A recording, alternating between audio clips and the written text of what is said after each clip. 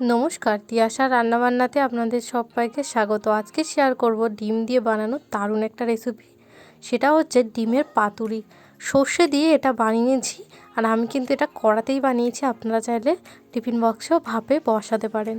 তো তার জন্য এখানে আমি 5টা ডিম সেদ্ধ করে নিয়েছি। তারপর ডিমটাকে ছাড়িয়ে নিয়ে তারপর অর্ধেক করে নিয়েছি। তারপরে সামান্য একটু নুন দিয়ে তেলের মধ্যে এগুলোকে ভেজে নিয়েছি। তারপর একটা পাত্রের মধ্যে এটাকে নিয়েছি।